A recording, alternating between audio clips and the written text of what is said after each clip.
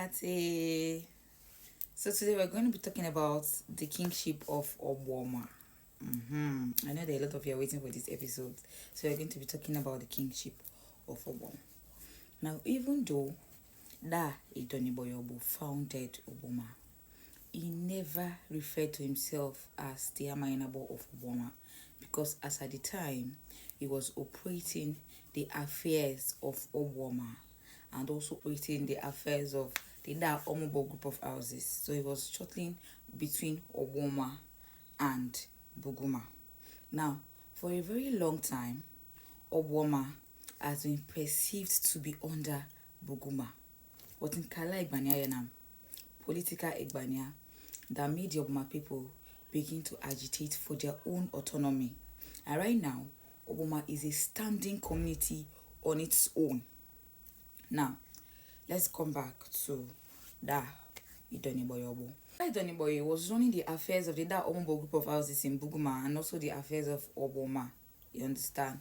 And so there was no lay down process on how to install a king. Unfortunately, he passed on very early. He died at 63. Do you understand? He died at 63. So there was no process on how to install a new king. And so the process with which he has been running the affairs of Obuama, that is what the Obuama people adopted. So when he passed, his first son, Odibo, took over and started running the affairs the way his father ran the affairs. Now, Obuama does not have a Dwayne Fobra because already there is an existing Dwayne Fobra in the Omobo group of houses. And because of the fact that our father has large dealings with Ajayi Crowder, he felt that there was no need because already there was a Dwayne Fobra in his grandfather's compound. So why should there be another Dwayne Fobra in Obuama? You understand? Because he was running the affairs of Obuama and Buguma. Do you understand? So when he passed, his son Odibo Hari took over and started running the affairs just the way he was running the affairs, and it was smooth, it was perfect, it was okay, there was no problem until he now passed. Now, over time, the Obuama people came to an understanding that okay, if we try to run it in a way that one person will sit there and die, it will not get to everybody, and so they now sectioned it to be in tenureship. Like Obuama operates a rotational system, you understand? So all of the children of that Idoniboyobo gets to sit on the throne, gets to lead in Obuama. It goes from Odibo to Jim to Romeo to Samuel to Dick to Upa to Efrebo. You understand? To all of them, they have access to the throne.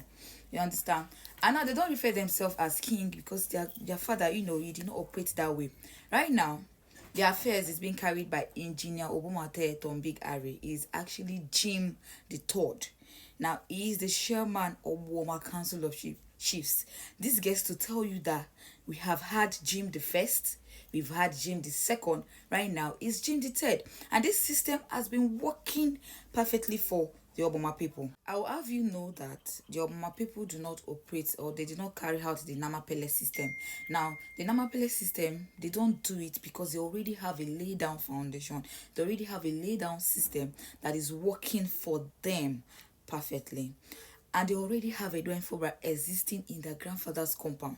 Now, before anybody that operates the affairs of Obuama actually operates the affairs of that Omobo group of houses, but right now we have a regent in the Da Omobo group of houses that supersedes the affairs of the Da Omobos, and so the person superseding the affairs of Obuama supersedes only Obuama right now, and so that is how the kingship of Obuama has been going over time without stress, without issues. And let me remind you that Obuama is the only community that does not have any kingship battle or whatsoever in court, because this process is already working for them.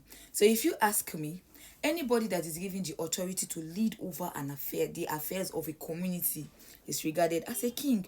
So that's saying that we do not have a king. Let's discard it. We have a king. This is all you need to know about the kingship of Obuama. Now we're going to dive into the Ogboka tree at the middle of Obuama and the blessings of Obuama. Until I see you next time,